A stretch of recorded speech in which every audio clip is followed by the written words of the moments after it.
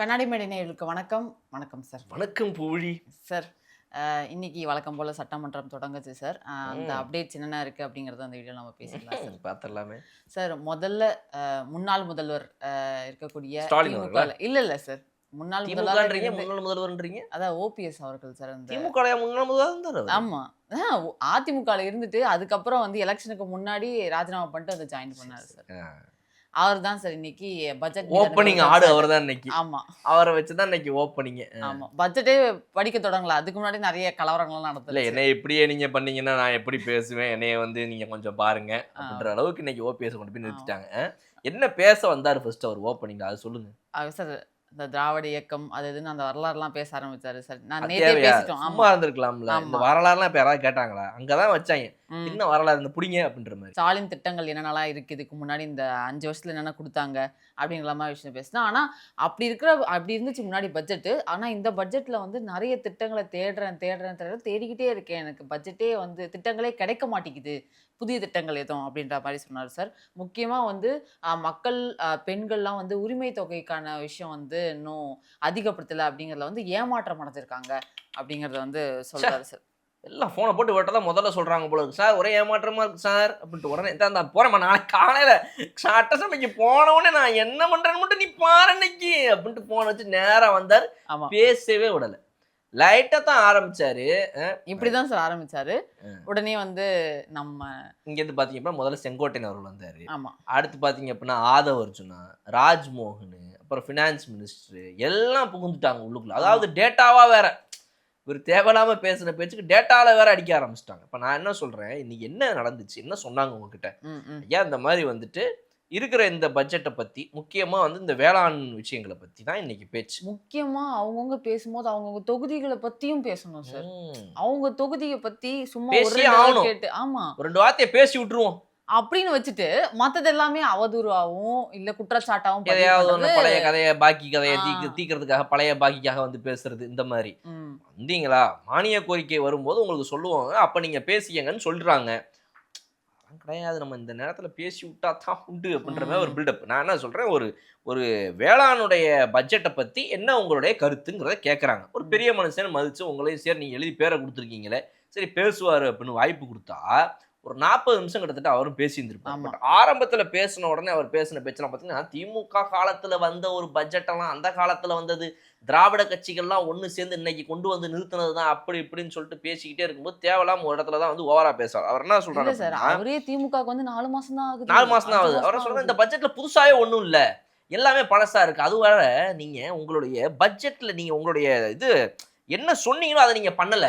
ம், ம். உங்களுடைய எலெக்ஷன் மேனிஃபெஸ்டோ அந்த வாக்குறுதிகள்ல நீங்க சொன்னதை நீங்க எதையுமே செய்யல. இது என்ன அரசு இது?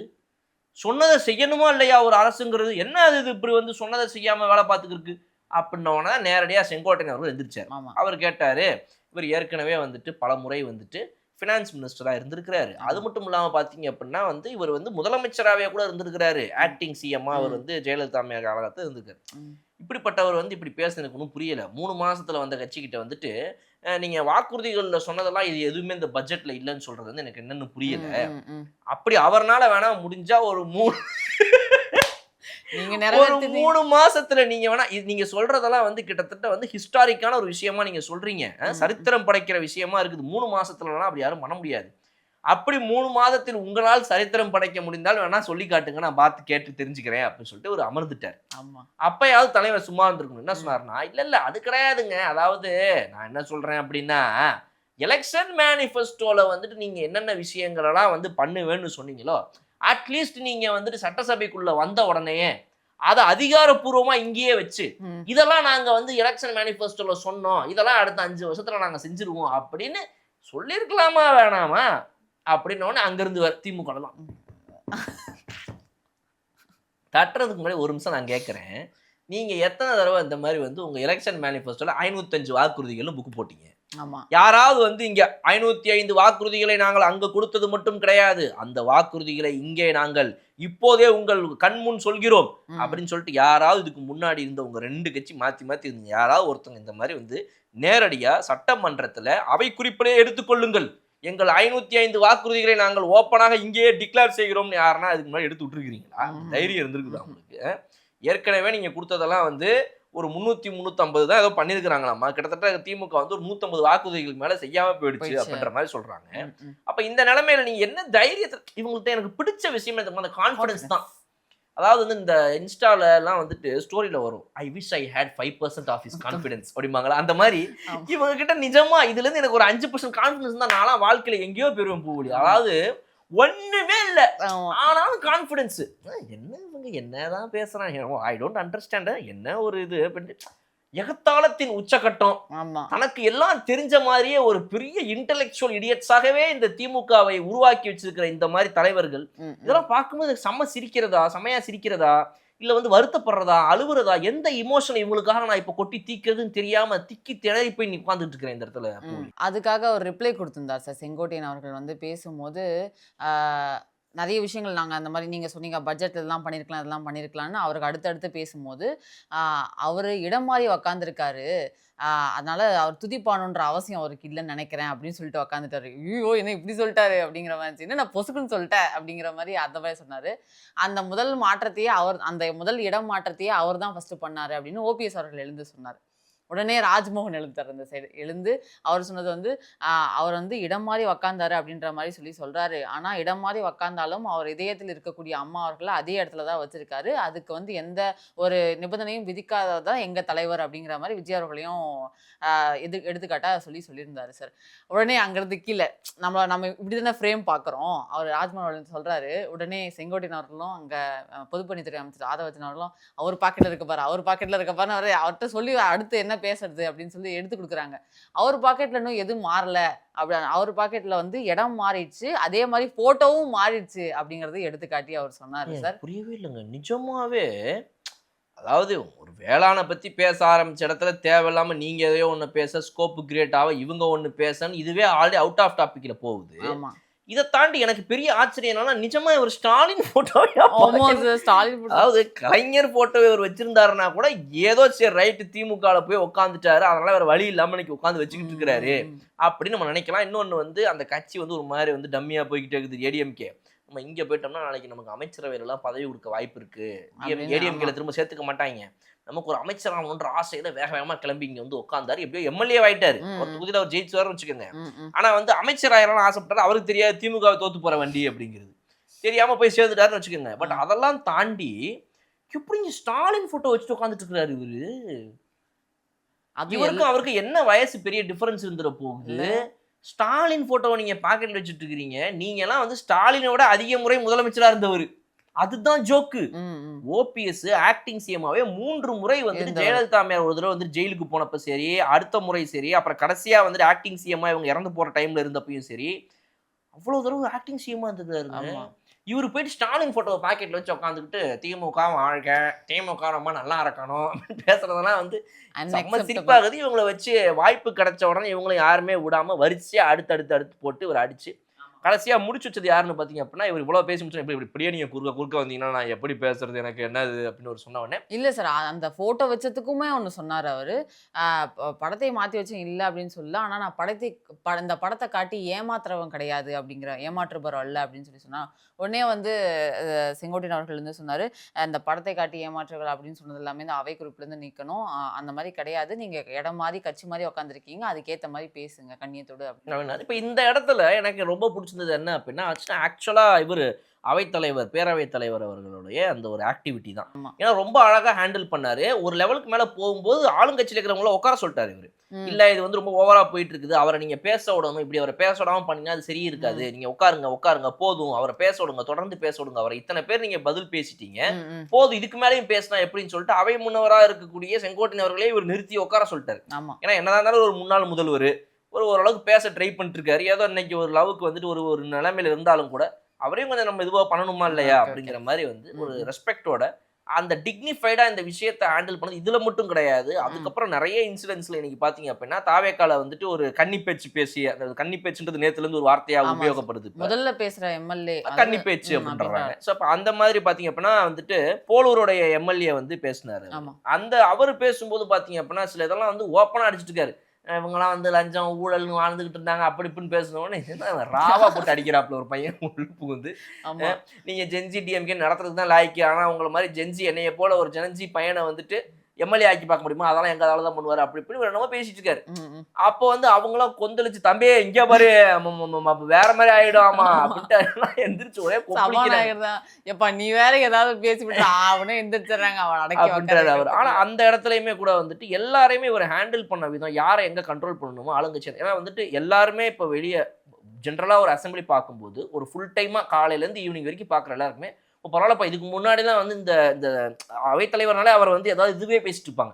இவர் வந்து ஒன் சைடாவே தான் இருப்பாரு ஆளுங்கட்சிக்கு தான் பேசிட்டு இருப்பாரு இவர் எதுவுமே நியாயமா நடந்துக்க மாட்டாருன்ற ஒரு பேச்சு இருக்கும். பட் இவர் நல்லா எல்லாரையுமே நடத்துறாரு ஒரு ரொம்ப ஈக்குவலா டிக்னிஃபைடா சூப்பரா எடுத்துட்டு போறாரு அப்படின்ற அந்த ஒரு பேர் இவர் இருக்கிறதுனால இது இன்னைக்குமே பண்ணாரு.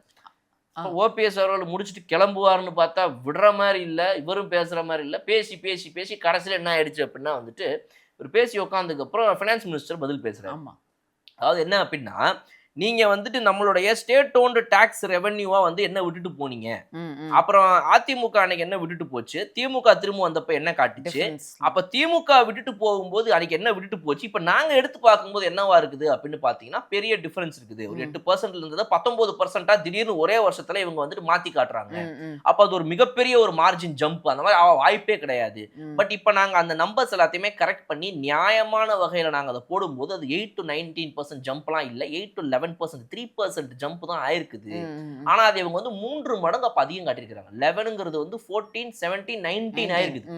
சோ அப்ப இவ்வளவு பெரிய ஜம்ப் ஏன் ஆகுது அப்படின்னா அந்த அளவுக்கு இவங்க வந்து தவறான நம்பர்ஸை காட்டி இவங்க வந்து இது பண்றாங்க. சோ நாங்க நியாயமா பண்றாங்க 11ல வந்து நின்றுக்குது பெர்சன்டேஜ் சொல்லிட்டு ஸ்டேட் ஓன்டு டாக்ஸ் ரெவென்யூ பத்தி அவர் வந்து ரொம்ப டீடைல்டா பேசும்போது சரி தம்பி ரொம்ப நம்பர்ஸா பேசுறாப்ப நமக்கு இதுல எதுவும் வேலை கிடையாதுன்னு சொல்லிட்டு அமைதியா உட்காந்துட்டாரு. ஓகே சார் சூலூர் எம்எல்ஏவா இருக்கக்கூடிய சுகுமார் அவர்கள் வந்து இன்னைக்கு பேச ஆரம்பிச்ச உடனே வந்து நிறைய விஷயங்களை வந்து எப்படி போலூர் எம்எல்ஏ பேசினாரோ அதே மாதிரி ஸ்டார்டிங்லேயே அவர் வந்து அடிக்க ஆரம்பிக்கும் போது நேற்று பேசினேங்க டென்ஷனாகவே இருக்கீங்க நீங்கள் ஆட்சி காலத்தில் இருக்கும் போது ஏன் அப்படின்னா காலைல தூங்கி எழுந்து காலைல கதவு திறக்கும் போது இடியிலேருந்து வருவாங்களா இல்லை விஜிலன்ஸ்லேருந்து வருவாங்கன்னு பயங்கர டென்ஷனாக இருப்பீங்க அப்படின்னு உடனே அந்த பக்கம் வந்து அவர் சொல்லி முடிச்சாரோ இல்லையோ ஆவுன்னு எந்திரிக்க ஆரம்பிச்சிட்டாங்க இப்படிலாம் பேசக்கூடாது அது இல்லைன்னா இதை கன்னி பேச்சு அப்படிங்கிறதுனால அவர் அப்படி பேசிட்டாரு அப்படின்னு சபாநாயகர் நடுவில் புந்து சரியெல்லாம் பண்ணாரு.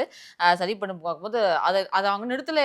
சபாநாயகர் சொன்ன உடனே நிறுத்தலை. ராஜ்மோகன் அவர்கள் எழுந்து அதை ஆய்வுபடுத்தி பார்த்துட்டு என்ன எதுன்னு அதுல இருந்தா சபாநாயகரை தீர்த்து வச்சிருவா நீங்க உட்காருங்க. அதையும் மீறி எதுக்கு இப்ப இப்படி வந்துட்டு அங்கிருந்து கிளம்பி நட்ட நடுவுல இங்க வரைக்கும் வந்து பிரச்சனை பண்ற அளவுக்கு இப்ப இதுல என்னங்க ஆயிடுச்சு அப்படின்ற மாதிரி அவரு கேட்டாரு. பட் இருந்தாலும் கடைசியா வந்துட்டு அங்க திமுகவுடைய கொறடா வேலு அவர்கள் எந்திரிச்சு நின்று அவர் சொல்றாரு இப்ப அதாவது நீங்க பாத்தீங்க அப்படின்னா வந்துட்டு முதல்ல லைவ்னீங்க இதுக்கு முன்னாடிலாம் இந்த மாதிரி லைவ் எல்லாம் நாங்க பண்ணது கிடையாது. ஆமா எதிர்கட்சி தலைவர் பேசினா கரெக்டா கட் பண்ணிடுவாங்க அதை திருப்பி இங்க இருக்கும்போது ஆன் ஆகும் திருப்பி பேச கட் பண்ணிடுவாங்க. அதனால இதுக்கு முன்னாடி லைவ்ன்றதெல்லாம் கிடையாது. இப்ப நீங்க வேற அவைத்தலைவர்கள் வந்து லைவ் கொண்டு வந்துட்டீங்க. உங்களை வந்து நீங்க இதைத்தான் பண்ணணும்னு சொல்றதுக்கான இடம் எனக்கு கிடையாது. இருந்தாலும் ஒரு தாழ்மையா கேட்டுக்கொள்கிறேன் நீங்க வந்துட்டு அதை அப்புறமா பார்த்துட்டு ரிவ்யூ பண்ணி எது கரெக்டோ அதை வச்சுக்கிறது தப்பானதை தூக்கிடுவேன்னு சொல்றீங்க. நீங்க அதை பண்றதுக்குள்ள ஊர் உலகம்லாம் எங்களை பார்த்து போயிடுது எங்க பேரெல்லாம் கெட்டு போயிடுது.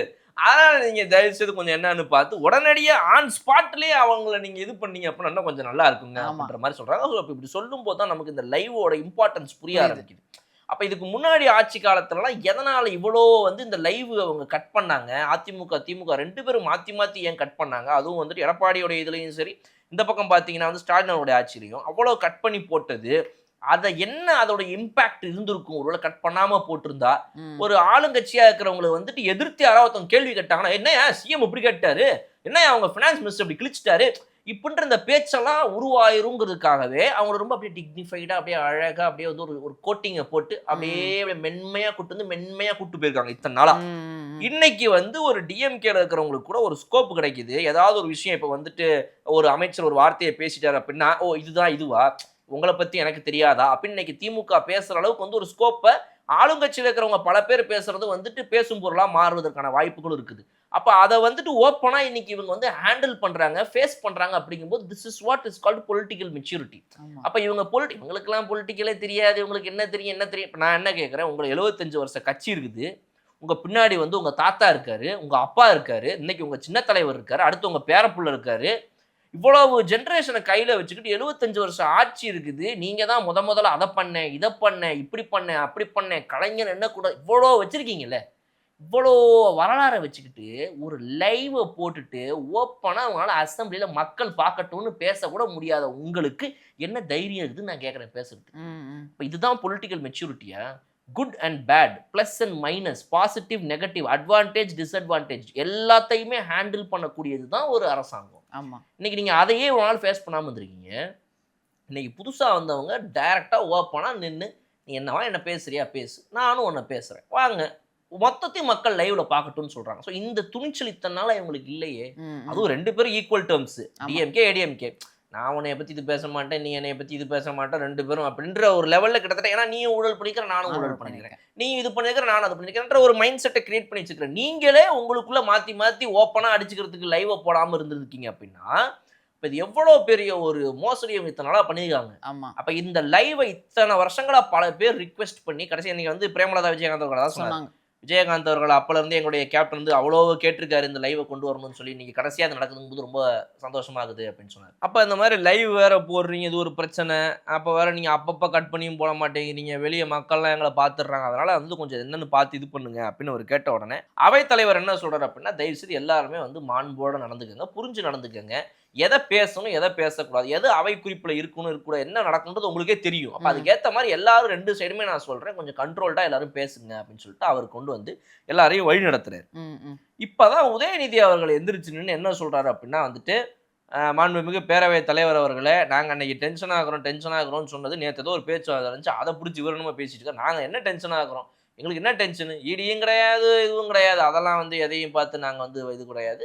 நாங்கள் டென்ஷன் ஆகுறோம்னு சொன்னது வந்துட்டு ஆட்சி காலத்தில் வந்து எங்கள் தலைவர் வந்துட்டு தொகுதியை பற்றி அது இதுன்னு பேசிக்கிட்டு இருப்பார், அந்த டென்ஷன் தான் சொன்னோம், வேற எந்த நீ டென்ஷனையும் நாங்கள் சொல்லலை அப்படின்னு சொல்லிட்டு அவர் ஒரு எக்ஸ்பிளனேஷன் சொன்ன உடனே அவர்களும் சொன்னாரு நீங்கள் டென்ஷனாக இருப்பீங்கன்னு, ஏன்னா உங்களுக்கும் வந்து வழக்குன்னு சொன்னாங்க, உங்களுக்கும் சிபிஐ வழக்குலாம் இருக்குது, அதில் நிலவை வச்சுக்கோங்க அப்படின்னு சொன்ன உடனே புஷி ஆனந்த் அவர்கள் எந்திரிச்சு நின்று இந்த மாதிரி வந்து எங்களுக்கு மேலலாம் வழக்கு இருக்குதுங்கிறது, நீங்கள் சிபிஐல எங்களுக்கு வழக்கு நிலுவையில் இருக்குதுன்றதை ஒத்துக்கிறோம், ஆனால் வந்து அதுக்காகலாம் நாங்கள் ஒன்றும் பயந்துட்டு உட்காந்துட்டு இல்லை, எங்களுடைய பயமெல்லாம் என்ன அப்படின்னா வந்து எங்கள் தலைவர் எங்களுக்கு ஃபோனை போட்டு தொகுதியில் ஒரு சின்ன பிரச்சனை ஏதாவது ஒன்று இருக்குதுன்னு யாராவது சொன்னால் கூட அதை எங்களை கேள்வி கேட்பாரேன்ற பயத்தில் தான் நாங்கள் உட்காந்துட்டு போன்னு சொன்ன தவிர வேறு எதுவும் கிடையாது. நீ இவர் சொல்ல அவர் உட்காந்து திரும்ப அதை சொல்ல மாற்றி இதே பேச்சு போக கடைசியில் எப்போத்தான் இந்த வேளாண் அறிக்கையை பற்றி பேசுவீங்கன்ற மாதிரி நமக்கு மைண்டு போக அங்கே தான் வந்து உதயநிதி அவர்கள் திரும்ப எந்திரிச்சு, ஐயா மறுபடியும் சொல்கிறேங்க, நல்லா ஞாபகம் வச்சுக்கோங்க, இங்கே பாருங்க நாங்கள் வந்து அதுக்கு பயப்படவே இல்லை, புரியுதுங்களா, கலங்குன்ற மாதிரி திரும்ப ரெஜிஸ்டர் பண்ண. ஏன்னா வந்து இது அவை குறிப்புங்க, சும்மா மேடை பேச்சு கிடையாது. இதுல ஒருத்தவங்க ஒண்ணு சொல்லி அதை நீங்க ரிப்ளை பண்ணாம போயிட்டீங்கன்னா பாருங்க, அன்னைக்கு அதை அவர் எதிர்க்கவே இல்லை அப்படின்னு சொல்லிட்டு இன்னைக்கு வந்து ஒரு 25 வருஷம் சும்மா பேசிட்டு இருப்பாங்கன்றனால சிந்திச்சு திரும்ப மீண்டும் சொல்கிறேன், மறுக்கா சொல்கிறேன், தயவு செய்து நினைவு கொள்ளுங்கள்.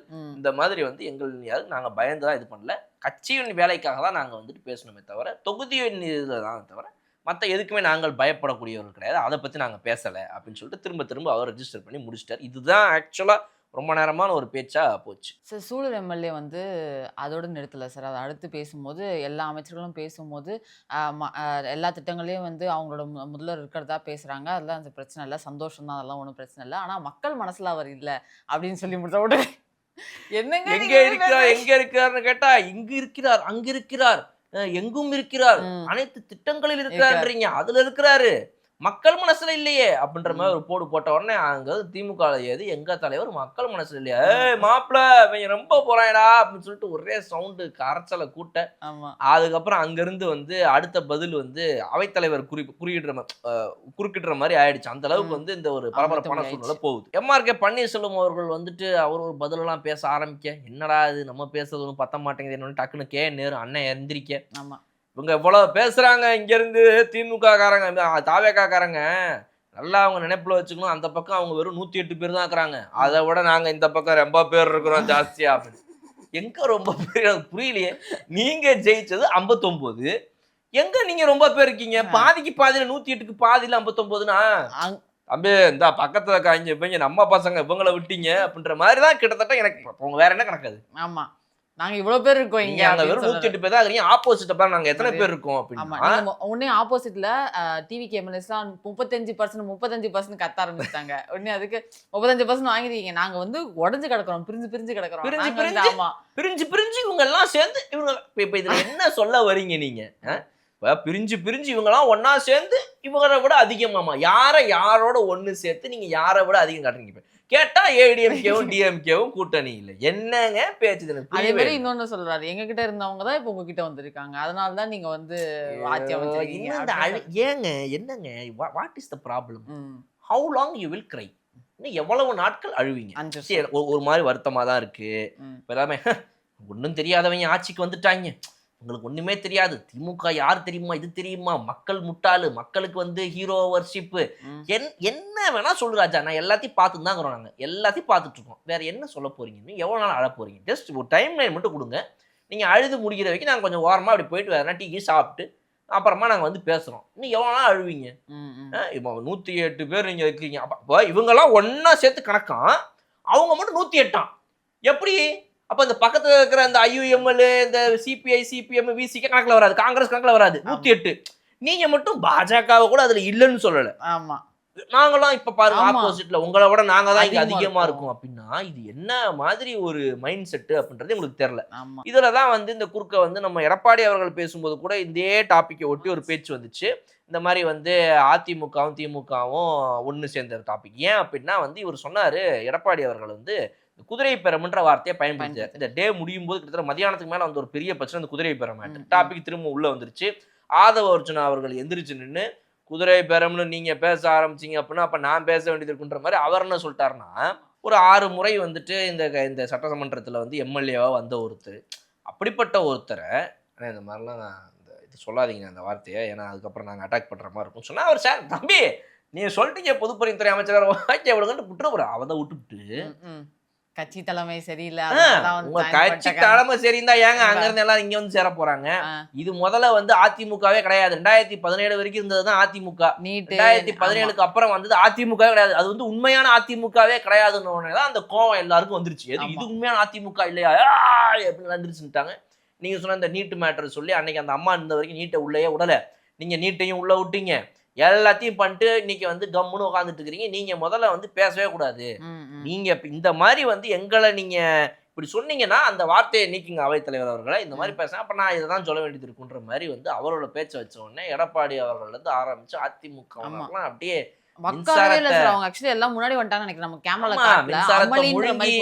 எலக்ட்ரிசிட்டியை எரிச்சு கக்குறவர்னால வேற என்ன பண்ண முடியும்னு நினைக்கிறீங்க நீங்க? அதெல்லாம் வந்து சும்மாவே விட மாட்டாங்க. அவங்க கரண்ட்டை கக்கிக்கிட்டே இருப்பாரு அவர் பாட்டுக்கு. அதனால அதெல்லாம் ரொம்ப ஸ்ட்ரிக்டா இருப்பாருங்க. அவட்டெல்லாம் நீங்க போயிட்டு மோதி மின்சாரம் தட்டுப்பாடுன்றாங்க சென்னையில ஏதாவது பார்த்து பண்ணாங்க. ஆமா ஆமா ஒரு 2000 கிலோவாட் இறக்க சொல்லிருக்கேன் அவரை. நாளைக்கு காலையில வந்து சென்னையில இறக்கி விட்டு நைட்டு மழை பெய்யும். ஆமா மின்சாரத்தை எடுத்துக்கிட்டு மின்னலை எடுத்துக்கிட்டு ஃபுல்லா நாளைக்கு கரண்ட் வந்து கக்கிட்டு போயிடுவார். சென்னையில ஏரியாவா வந்து தம்பி யாருக்கு எவ்வளோப்பா வேணும், இந்த ஏரியாவில் ரொம்ப தட்டுப்பாடாக தான் இந்த உனக்கு 4 கிலோ எக்ஸ்ட்ராவாக கக்குறேன்ட்டு கக்கிட்டு அவர் பாட்டு கிளம்பி போயிட்டு இருப்பார். ஆனால் ரொம்ப ஸ்ட்ரிக்ட்டுங்க. அவர்லாம் வச்சுக்காதீங்க நீங்கள். அவெஞ்சர்ஸில் வர மாதிரி அவர் அந்த மாதிரி தலைவர். அவரை வந்து சீண்டி பார்த்துட்டாங்க. இப்படி யார் எது பேசினாலும் இந்த தாவேக்கா எம்எல்ஏங்க எந்திரிச்சுன்னு உடனே அதுக்கு ஒரு 4 பதிலை போட்டு 4 பேர் 4ஆ பிரிச்சு அது ஆளுக்கு மாப்பிள்ள பொதுப்பணித்துறையை பற்றி பேசிட்டாங்க. அதை நீ பார்த்துக்க. நீர்வளத்துறை அதை நான் பேசிடுறேன். இப்படின்னு ஆளுக்கு ஒண்ணு எந்திரிச்சு பேசிக்கிட்டு இருந்தீங்கன்னா எப்படித்தான் அரசியல் பண்றது? ஆப்போசிட்ல இருக்கிறவங்கலாம் 75 வருஷ கட்சின்னாங்க, இவங்க ஒருத்தங்க நம்ம ஒரு 60ன்னாங்க 50ன்னாங்க. யாருமே பாத்தீங்கன்னா ஒரு அவுடேட்டட் பொலிட்டீஷியன்ஸ் மாதிரி ரொம்ப பழசா இன்னுமே வந்து ஒரு டக்குன்னு துடிப்பா எந்திரிச்சு பேச முடியலன்ற ரேஞ்சுக்கு இன்னைக்கு அவங்க போனதை they are all started to realize. Okay sir. சரி நமக்கு இன்னைக்கு இவ்வளவுதான் பேச வருது போல. இந்த பசங்க ரொம்ப நல்லா டேட்டாவெல்லாம் எடுத்து வச்சு ரொம்ப பேசுறாங்கப்பா. ஒன்றும் படிக்காம வந்திருப்பாங்க நினைச்சேன், ரொம்ப படிச்சுட்டு வந்திருக்காங்க போல அப்படின்ற மாதிரி. That is reality. ஆமா, நீ ஒத்துக்கிட்டு தான் ஆகணும். உங்களுக்கு அந்த கட்சி பிடிக்குதோ பிடிக்கலையோ, இந்த தலைமை உங்களுக்கு பிடிக்குதோ பிடிக்கலையோ, இந்த ஆட்சி உங்களுக்கு பிடிக்குதோ பிடிக்கலையோ, whatever it is reality. அவங்க உங்களோட சூப்பரா எல்லா இடத்துலையும் டேட்டா வச்சு நீங்க என்னெல்லாம் பண்ணீங்கன்றதை போட்டு பட்டுன்னு அடிக்கிறாங்க. என்ன பதில் சொல்ல போறீங்க? நான் என்ன கேட்குறேன், நீட்டை வச்சு அரசியல் பண்ணலான்னு பார்த்தீங்க. இன்னைக்கு நீட்டுக்கு ஒரு தீர்மானத்தை நீங்களாம் பாஸ் பண்ணதெல்லாம் தாண்டி இன்னைக்கு இவங்க வந்து ஒரு தீர்மானத்தை பாஸ் பண்றாங்க. நீட்டுக்கு நாங்கள் அகைன்ஸ்டாக தாங்க இருக்கிறோன்றத ஓப்பன் ஸ்டேட்மெண்ட்டை கொடுத்துட்றாங்க. நீட்டுக்கு அகைன்ஸ்டாக என்னென்ன விஷயங்கள்லாம் ஒரு கவர்மெண்ட்டாக என்ன செயல்பாடு பண்ணணுமோ அந்த ஐடியாஸையும் இவங்க கொடுத்துட்றாங்க. நம்ம வந்து நாளைக்கு இதை வந்து ஒரு ஸ்பெஷல் கன்கரண்ட் லிஸ்ட்டு கொண்டு வந்ததான் உண்டுன்றாங்க. எல்லாத்தையும் பண்ணதுக்கு அப்புறமா நீங்க எப்படி இப்ப நீட்டை வச்சு இந்த தாவே அகைன்ஸ்ட் அரசியல் பண்ண போறீங்க? ம். இவர்கள் வந்து அன்னைக்கு ஜந்தர் மந்தருக்கு சென்றார்களா டெல்லிக்கு கேட்டார் ஒருத்தர். ஓ! நாங்க ரொம்ப நேரமா வந்து அரசியல் பேசணும்னு பார்த்துட்டே ரொம்ப நேரமா அரசியல் பேசிக்கிறார். அப்ப நீட்டை பத்தின உங்கள அரசியலாம் நாங்க பேசணும்னா தாங்காதுன்னு இல்ல அரசியல் பேச வேண்டாம், பழையதை பேச வேண்டாம் ஆமா. அப்படின்ட்டு அவைத்தலைவர் வந்து கண்ட்ரோல் பண்ணி வச்சு. ஆனா ஆதவர்ஜுன் அவர்கள் எழுந்து பேசினாரு. அந்த பில்லை யாரு கொண்டு வந்தத ஃபர்ஸ்ட் அப்படிங்கிறதையும் சொல்லி சொன்னாரு. அதுக்கு உடனே இங்க இருந்து எந்திரிச்சு நின்னு அவங்க வந்து இல்ல அவர் கொண்டு வரல. அவர் வந்து அன்னைக்கு வந்துட்டு அந்த இடத்துல வந்து ஒரு எம்பியா இருந்தா மட்டும்தான் அது வந்து உள்ள பேச முடியும். அவர் வந்து வைஸ் பிரசிடென்ட்டா இருந்தாரு. அவர்னால அதெல்லாம் பண்ண முடியாது. அதெல்லாம் வந்து அப்படின்னு சொல்லிட்டு அவர் வந்து அவை குறிப்பா சொல்றாரு. நான் என்ன கேட்கிறேன், உங்களுடைய நீட் பில் மசோதால இருந்து ஆரம்பிச்சு அந்த டைம்ல இருந்து எல்லா ஹிஸ்டரியும் எடுத்து பேச ஆரம்பிச்சா தாங்குமா? 2014ல நீங்க ஆட்சியில இருக்கும்போது உங்களுடைய இதுல இருக்கும்போது தான் அது நடந்துச்சு. 2008, 9 காலகட்டத்துல வந்து நீட் விஷயத்துடைய பெரிய ஒரு உச்சத்துக்கு போகும்போது அந்த டைம்ல பாத்தீங்க அப்படின்னா வந்து டிஎம்கே உடைய கூட்டாட்சியில இருந்த காங்கிரஸ் தான் வந்து ஆட்சியில இருந்துச்சு. 2004 வரைக்கும் பாஜகவோட இருந்தீங்க. 2004க்கு அப்புறம் காங்கிரஸோட இருக்கீங்க. திரும்பவும் காங்கிரஸோட இருக்கீங்க. அதுக்கப்புறம் பாஜக வருது. இந்த 2014 வரைக்கும் நீங்க தான் ஃபுல்லா மத்தியில இருந்த ஆளுங்கட்சியோட ஒரு ஒரு கோலியேஷன்ல இருந்த only party from Tamil Nadu since 1998 to 2014. இத்தனை வருஷத்துல ஒன்னா எடுத்து பேசுனா அப்ப இதை ஏன் நீங்க அன்னைக்கு பண்ணாம விட்டீங்க, இதை ஏன் நீங்க அன்னைக்கு பண்ணாம விட்டீங்க கேட்டுக்கிட்டே தான் உங்கள்ட்ட பதில் இருக்குமா? அப்ப இவங்க வந்து டெல்லிக்கு இங்க போகவே இல்லையா, நீங்க டெல்லியில மாணவர்கள் ப்ரொடெஸ்ட் பண்ணாங்க. சரி ரைட், நான் என்ன கேட்கிறேன், சென்னையில ப்ரொடெஸ்ட் நீங்க பண்ணீங்க. இப்படி வருவோம், இப்ப இவ்வளவு அரசியல் இவங்க பேசலாம், நம்ம இப்படி வருவோம். சென்னையில நீங்க ஒரு ப்ரொடெஸ்ட் பண்ணீங்க. அதாவது திமுகவுடைய இதுல இந்த ஸ்டூடெண்ட்ஸுங்க பண்ணாங்க. உள்ள சிஜேபின்னு சொல்லிட்டு ஒரு ஃபேக் சிஜேபி உள்ள இருந்துச்சு. அதை இன்னைக்கு வரைக்கும் யாரும் பேசவே மாட்டேங்கிறாங்க. கூடயே வந்துட்டு இந்த ஜென்சி டிஎம்கே உள்ள புகுந்துக்கிட்டு சரியான பேச்செல்லாம் பேசிக்கிட்டு நாம் தமிழர் கட்சியுடைய இந்த உள்ள வந்துட்டு இவங்க எல்லாம் கூட்டம்லாம் உள்ள புகுந்து இவங்க எல்லாம் ஒன்னா சேர்ந்து ஒரு பெரிய ப்ரொடெஸ்ட் பண்ணாங்க. அதுல வந்துட்டு we are not asking for fair NEET, we are asking for banned NEET அப்படின்னாங்க. ஏன் ப்ரொடெஸ்ட் தொடர்ந்து பண்ண வேண்டியதுதானே? கவர்மெண்ட் உங்களை தடுத்துச்சா? கவர்மெண்ட் உங்களை தடுத்துச்சா? பாலன் இல்லத்தை விட்டு நீங்கள் வெளியேற வேண்டிய நேரம் வந்துட்டுன்னு சொல்லிச்சா? இல்ல. அங்க சிஜேபியோட ரிசல்ட் வந்த உடனே ராஜ்மோகன் அவர்கள் இங்க வந்தாரு. ஜெயிச்ச உடனே கிரெடிட் எடுத்துக்கு வந்துட்டாங்க பாடுறான்னு நீங்க கேவலமா பேசுங்க. அவர் கிரெடிட் எடுத்துக்கவே வரல. வந்தேன், வாழ்த்துக்களை சொன்னேன், சூப்பர்ப்பா, நீங்க இங்க போராட்டம் பண்ணிட்டு இருக்கீங்க, தொடர்ந்து பண்ணுங்க. ஏன்னா அத்தனை நாள் அங்க போராட்டம் பண்ண வரைக்கும் வரலன்னு இவங்க சொல்றாங்க. அத்தனை நாள் நீங்க போராட்டம் பண்ணதுக்கு இந்த தமிழக அரசு தான் உங்களுக்கு இடம் கொடுத்துச்சு. சரி நீங்க பண்ணுங்கன்னு சொல்லி பாலன் இல்லத்தை பண்ணதுக்கு வாய்ப்புகள் கொடுத்தாச்சு. பண்ணீங்க, தொடர்ந்து பண்ணுங்கன்னு சொல்லிட்டு தான் போனாரு. அடுத்த நாளே கடைசி வீட்டுக்கு போயிட்டீங்க. பேன் நீட் தான் நடக்கலையே. நீட் பேன் பண்ணாதானே உங்க ப்ரொடெஸ்ட் முடியணும். நீட் பேன் பண்றவங்க நீங்க ப்ரொடெஸ்ட் பண்ணியிருக்கணுமா இல்லையா? எங்க போனார்கள் உங்கள் ஜென்சி டிஎம்கே அங்க அமர்ந்திருந்தவர்கள்? அந்த காக்ரோச் ஜனதா பார்ட்டி ஏன் கலைச்சிட்டு திரும்பி வீட்டுக்கு போச்சு? யாருதான் அந்த காக்ரோச் ஜனதா பார்ட்டி, இந்த ஃபேக் கட்சி? அது யாருதான்? அது ஒரிஜினல் காக்ரோச் ஜனதா பார்ட்டி அங்க இருக்கிறாங்க. இங்க இருந்து அந்த fake cockroach Janata party Tamil Nadu page, அந்த பேஜ் யாரு, அவன் அந்த ஓனர் யாரு, அவன் ஏன் அங்க உட்காந்துருந்தான், அதை யாராவது ஏதாவது கேட்டீங்களா? இப்ப அவங்க என்ன பண்றாங்க, எங்க இருக்காங்க? அதுக்கப்புறம் நீட்டை பத்தி நீங்க என்ன பேசுனீங்க? சரி அதெல்லாம் விட்டுருவோம். ராஞ்சியில இன்னைக்கு வரைக்கும் மாணவர்கள் மீது சரியான தாக்குதல் நடக்கப்படுது. தாவேக்கா ஒரு ஒண்ணுத்துக்கும் உதவாத கட்சின்னு சொல்லிட்டீங்க. நீங்க அவங்களுடைய ஆட்சியே சரியில்லை, மக்களுக்காக பேசவே மாட்டேங்கிறாங்கன்ட்டீங்க. நீங்க தான் அன்னைக்கு பேசிக்கிட்டே இருந்தீங்களே, இன்னைக்கு வரைக்கும் ராஞ்சியில் நடக்குது. அப்போ you want only arithmetic algorithm, அவ்வளவுதானே, சிம்பிள். நீட்டை பத்தி அன்னைக்கு முழங்க பேசினவர்கள் எல்லாம் நீட்டை பத்தி இந்த தாவேக்கா பேசவே மாட்டேங்கிறது, விஜய் அவர்களுடைய போட்டோ வச்சு அது இதெல்லாம் பண்ணி எல்லாம் பண்ணியப்பா. நீங்க டிவிக்கே அப்படியே விட்டுருங்க. டிஎம்கே அன்னைக்கு அதை வச்சு எவ்வளவு பாலிடிக்ஸ் பண்ணிச்சுன்றது அழகா பார்த்தோம். அகெயின்ஸ்ட் டிவிக்கே மட்டும்தான் ஃபோக்கஸ்ட், அகெயின்ஸ்ட் டிவிக்கே. டிவிக்கே எதுவும் பேசுறோம் நாங்க பேசுறோம், டிவிக்கே எதுவும் பேசுறோம் நாங்க பேசுறோம். சரி ரைட்டுப்பா, ஞாயிற்றுக்கிழமை வரைக்கும் பேசுங்க, ஏன் திங்கக்கிழமை இருந்து பேசல? இதுக்கு பதில் மட்டும் சொல்லிட்டு போங்க. ஏன் பேசல? எங்க போனீங்க? அன்னைக்கு அந்த ஜந்தர் மந்தர் ப்ரொடெஸ்ட் முடிஞ்சிருச்சு. இதை பத்தி இப்ப வீடியோ போடுறதுல இருந்து எல்லாமே அல்காரிதம்லாம் இப்ப மாறிடுச்சு. இப்ப இதை பத்தி நம்ம வீடியோ போட்டோம்னா வியூஸ் போகாது, பேச முடியாது. அப்ப அந்த அல்காரிதம் அரித்மெட்டிக் மட்டும் தான் உங்க கணக்கா? நான் வந்து அந்த கட்சியை மட்டும் கேட்கல, மொத்த தமிழ்நாட்டிலேயே யார் யாரெல்லாம் நீட் பத்தி அன்னைக்கு பேசினா எல்லாரையும் நான் மொத்தமா கேட்கறேன். இன்னைக்கு வரைக்கும் நீட்டை பத்தி ஏன் அதுக்கப்புறம் யாரும் போய் ப்ரொடெஸ்ட் பண்ணல? யாருமே ரீல்ஸ் எடுத்து போராடுவோம், தமிழ்நாடு வந்துட்டு நீட்டை பேன் பண்ண வேண்டும், இந்த இது வந்து பண்ண வேண்டும், அது பண்ண வேண்டும் பேசுனவங்களா ஏன் இப்போ வரைக்கும் பேசல? எங்க போகணும்? இப்போ நீங்க பண்றது வந்து ஒரு அந்த டைம்ல ஒரு அட்டென்ஷனுக்காக ஒரு விஷயத்த பண்றீங்க. நீட்டுங்கிறது இன்னைக்கு வரைக்கும் பிரச்சனையா தான் போயிட்டு இருக்கு. ராஞ்சியில மாணவர்கள் இன்னைக்கு வரைக்கும் பெருசா அட்டாக் பண்ணப்படுறாங்க போலீஸால. ஏங்க இன்னைக்கு வரைக்கும் ஆகி பேச மாட்டேங்கிறீங்க? பேசுங்க. அப்போ உங்களுக்கு வந்து அது அப்படியே எலிவேட் ஆகி அன்னைக்குமே ஒரு பெரிய விஷயமா கிரியேட் ஆகி யூடியூப்ல எல்லாரும் பேசலாம், நம்மளுக்கு பத்தி பேசி ஆகணும், எல்லாரும் பேசணும், அப்படி ஆனா மட்டும் அந்த டைம்ல கிளம்பி வந்து ஒரு ப்ரொடெஸ்ட் மாதிரி பண்ணிட்டு அப்படி கிளம்பி அப்புறம் கலைச்சிட்டு ஞாயிற்றுக்கிழமை ஆயிடுச்சு கிளம்பலாமா, 1 வீக் முடிஞ்சு போச்சுட்டு போயிடுவீங்க. முக்கியமா ஒரு சில இன்ஃப்ளூயன்சர்ஸ் அங்க போயிட்டு அந்த டைம்ல மட்டும் அதை பத்தி பேசிட்டு அதுக்கப்புறம் அதுக்கான வீடியோஸ்ல யாருமே எதுவுமே போடல. So it is an ongoing thing. நான் மறுபடியும் சொல்றேன், நீட்டை பேன் பண்ண முடியாது உங்களை சொல்லி இவங்க ஏமாத்துவானுங்க கடைசி வரைக்கும் வந்துட்டு. டிஎம்கே நாங்கள்கிட்ட ஒரு பெரிய சீக்ரெட் இருக்கு, நாங்கள் பண்ணி கிழிச்சிடுவோம் அப்படின்னு சொல்லி வந்த திமுக என்னத்தை கிழிச்சிட்டு போச்சு. நீங்க என்ன பேன் பண்ண முடியும்னா, தமிழ்நாட்டில் மக்கள்லாம் ஒன்னா சேர்ந்து ஒரு கட்சி வேணா வேணான்னு பேன் பண்ணலாம். அதுக்குள்ள ஒரு கட்சி உட்காந்துக்கிட்டு இருக்குது ஒரு 59 எம்எல்ஏ வச்சு, அதை வேணா பேன் பண்ண முடியும் உங்களால. அது வேணா பண்ணலாம். அது வந்து மக்களுக்கு நல்லதா இருக்கும். ரைட்டுப்பா, ஓகேப்பா, முடிஞ்சது கதை, டாட்டா பை பைன்னு சீன்னு இங்கே கும்பிடு போடலாம். அதை நீங்க பண்ண முடியுமா? அது வேணா ட்ரை பண்ணுங்க. ஸோ நீட் பொறுத்த வரைக்கும் இன்னைக்கு வரைக்கும் ஒரு ப்ராக்டிக்கலான ரிசல்ட் என்ன, சொல்யூஷன் என்ன அப்படிங்கிறத டிவிக்கே சொல்லிட்டாங்க. அந்த ப்ராக்டிக்கல் சொல்யூஷனை நீங்க உங்களுக்கு ஏத்துக்க மனசு மறுக்குதுல, என்னடா சும்மா என்னமோ ஸ்பெஷல், போராட்டம் பண்ணணும் சார், ஒரு பிரஸ்ஸை சந்திக்கணும் சார், அப்பதான் அது ஒரு கட்சி அப்படின்றது ஒரு டெம்ப்ளேட் பாலிடிக்ஸை யாரோ உங்க மைண்ட்ல புகுத்தி வச்சிருக்கிறாங்க. அம்பேத்கர் அவர்கள் எத்தனை ப்ரொடெஸ்ட் பண்ணாரு, அம்பேத்கர் அவர்கள் எத்தனை ரோடுல மறியல் பண்ணாரு, அம்பேத்கர் அவர்கள் எத்தனை முறை வந்துட்டு பிரஸ் மீட் கொடுத்தாரு, அம்பேத்கர் அவர்கள் என்ன சட்ட ரீதியாக பண்ணணுமோ பண்ணாரு. இதை கம்பேர் மட்டும் ஜஸ்ட் பண்ணி பாருங்க. எத்தனை போராட்டங்கள் பண்ணார், எத்தனை முறை வந்து சட்ட ரீதியாக இதை அணுக வேண்டும், இதுதான் நமக்கு வந்து அடுத்த கட்டத்துக்கு எடுத்துட்டு போகணுன்றதை பண்ணாருன்னு சொல்லி அம்பேத்கரை பேசக்கூடிய இந்த திமுகவிலே இருக்கக்கூடிய பல பேர் தயவு செய்து எனக்கு கொஞ்சம் டீகோட் பண்ணி சொல்லுங்க, நான் கேட்டு தெரிஞ்சுக்கிறேன் உங்ககிட்ட. So protest is a way, but protest is not just the only way. நீ ப்ரொட்டஸ்ட் மூலமாவே எல்லாத்தையும் பண்ணிட முடியும்னு நினைச்ச அப்படின்னா அந்த மக்களையும் அந்த மாணவர்களையும் நீ ஏமாத்துற. ரைட்? எந்த இடத்துல ப்ரொட்டஸ்ட் பண்ணணும், எதுக்காக ப்ரொட்டஸ்ட் பண்ணணும்ன்றது இருக்குது.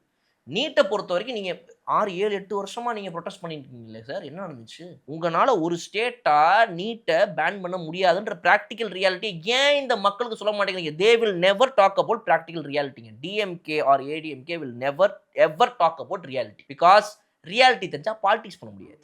அதெல்லாம் பண்ண முடியாதுமா. பாஜக ஆட்சியிலேருந்து வெளியே போயிட்டு ஒருவேளை காங்கிரஸ் உள்ள வந்து காங்கிரஸ் வந்து நாங்கள் நீட்டை ஒழிப்போன்னு அந்த ஆளுங்கட்சியாக இருக்கக்கூடிய 540 சொச்ச எம்பிஸில் அதிகபட்சமாக கவுண்ட்டை வச்சிருக்கக்கூடிய ஒரு ஆளுங்கட்சி நினைச்சாதாமா அதை வந்துட்டு டிசால்வ் பண்ண முடியும் நீட்டுங்கிற ஒன்று. அப்போ வந்துட்டு பாஜக அதை பண்ணாது.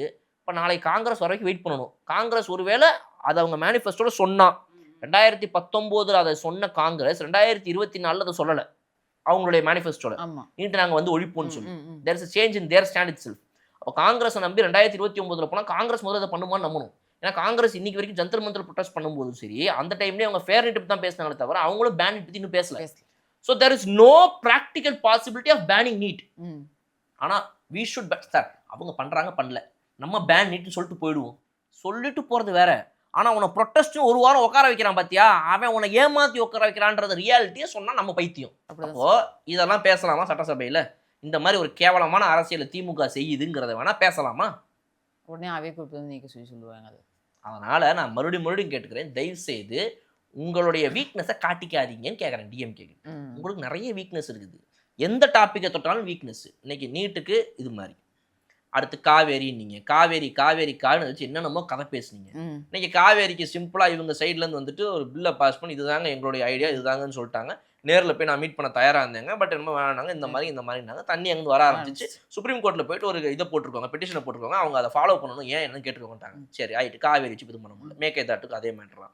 ஃபார்மர்ஸ் பிரச்சனை வச்சு ஃபார்மர்ஸ் வச்சு அதை பிஸ்னஸ் பண்ணலான்னு சொல்லிட்டு ஒருத்தர் நேராக தஞ்சாவூருக்கு போயிட்டு தேவலாம் வாயை கொடுத்து மாட்டிக்கிட்டு இங்கிருந்து தஞ்சாவூருக்கு திரும்ப அவர் போலீஸோட வாக்கிங் போயிட்டு வந்துட்டு இருந்தார். ஆனால் அந்த கேப்பில் இங்கே என்ன நடந்துச்சுன்னு பார்த்தீங்க அப்படின்னா, இவர் வந்துட்டு எல்லாரையுமே மீட் பண்ணி ஃபார்மர்ஸோட என்ன பிரச்சனை, உங்களுக்கு என்ன வேணும் என்ன கேட்டுட்டு வெள்ளிக்கிழமை மீட் பண்ணுறாரு, திங்கக்கிழமை இங்கே வராரு. வந்த உடனே வந்து அவங்களுக்கு வந்து இவ்வளோ ஊக்கத்தொகைங்க, வரலாறு காணாத ஊக்கத்தொகை இவ்வளோ இருக்குதுங்க, அவ்வளோ இருக்குதுங்க. இனிமேல் நீங்கள் ஒரு குவிண்டால் ஒரு டன்னுக்கு இவ்வளோ காசு இருந்தாங்க வச்சுக்கோங்க, நெல் சாகுபடி இவ்வளோ போய் பண்ணுங்க, அரிசியை சூப்பராக அழகாக வர வைங்க, இவ்வளோதாங்க அப்படின்னு சொல்லி சொல்யூஷன் முடிச்சார். இப்போ ஃபார்மர்ஸை வந்துட்டு நீங்கள் பேசவும் முடியாது, ஏன்னா ஃபார்மர்ஸே வந்து ப்ரெஸ் மீட் கொடுத்து சூப்பராக கொடுத்துருக்காங்க. இது வரைக்கும் நாங்கள் வரலாறு காணாத அளவு இவ்வளோ பெரிய அமௌண்ட் எங்களுக்கு வந்து கொடுத்துருக்காங்க இந்த அரசு, தொடர்ந்து அடுத்தடுத்து கொடுப்பேன்னு சொல்லியிருக்காங்க, அதையும் கொடுப்பாங்க நாங்கள் நம்புறோம்னு சொல்லி பேசிட்டாங்க. இப்போ இதை வச்சு அரசியல் பண்ண முடியாது. காவேரி போச்சு, நீட்டு போச்சு, ஃபார்மர்ஸ் போச்சு, தமிழ் தாய் வாழ்த்துக்கு இந்த மாதிரி அழகா இவங்களே வந்து ஒரு ஜியோ பாஸ் பண்ணிட்டாங்க. இதுல வந்து தீர்மானம் கிடையாது, இட்ஸ் ஜியோ. கவர்மெண்ட் ஆர்டராகவே இவங்க வந்து லெஜிஸ்லேட்டிவ் அசம்பிளில உள்ள உட்காந்து ஜியோ பாஸ் பண்ணியிருக்காங்க. ஸோ கவர்மெண்ட் ஆர்டர் இந்த மாதிரி எல்லா இடத்துலையுமே நம்ம தமிழ்நாட்டை பொறுத்த வரைக்கும் தமிழ் தாய் வாழ்த்து தாண்டா முதல்ல பாடம், அடுத்து எல்லாத்துக்கும் ரெண்டாவதா போடு அப்படின்னு இப்போ ஒரு ஜியோ பாஸ் பண்ணியாச்சு. இப்போ நீ காவேரியை வச்சும் பண்ண முடியாது, நீட்டை வச்சு பண்ண முடியாது, ஃபார்மர்ஸ் வச்சு பண்ண முடியாது, தமிழ்னு பேசுவீங்க, இந்த தமிழை வச்சு பண்ண முடியாது. ஏன்னா இவங்களுக்கு மெயினே பார்த்தீங்கன்னா டிஎம்கேடைய பாலிடிக்ஸ் இதுதான். காவேரி கச்சத்தீவு, இந்த பக்கம் வந்தோம்னா நீட்டு, இந்த பக்கம் வந்தோம்னா விவசாயிகள், அப்படியே வண்டியை திருப்பணும் அப்படின்னா வந்து நெக்ஸ்ட் அவங்கள்ட்ட கையில் இருக்கிறது ஒன்றே ஒன்று தான், ஒரு கிரேதாயுதம் தான் பாக்கி இருக்குது. ஓகே. அதை தொட்டாங்கன்னா மட்டும்தான் அடுத்தவங்க அரசியல் பண்ண முடியும் ஒரு 6 மாதத்துக்கு. அது என்ன பண்ண போகிறான்னு தெரியல. அது இன்னும் டச் பண்ணாமல் உட்காந்துருக்காங்க. ஓகே. ஆக்சுவலாக they should have touched it by now. Hmm. Delimitation. Okay. டீலிமிட்டேஷனுக்கு தான் வந்து மீட்டிங்க்கு நாங்கள் போக மாட்டோம் அப்படின்னு சொல்லிட்டு சொல்லிட்டாங்க. புறக்கணிச்சிட்டு வீட்டில் உட்காந்துட்டு இருக்காங்க. ம். இது மட்டும்தாங்க பாக்கி இருக்குது. ஏன்னா இதுவும் நடந்து பாஸ் பண்ணிட்டாங்க அப்படின்னா அதையும் ஆ. அரசியல் பண்ணிடுவாங்க. தமிழ், விவசாயம், தண்ணி. ம். தமிழ், விவசாயம், தண்ணி, மாநில உரிமை, இந்தி வெளியேறு.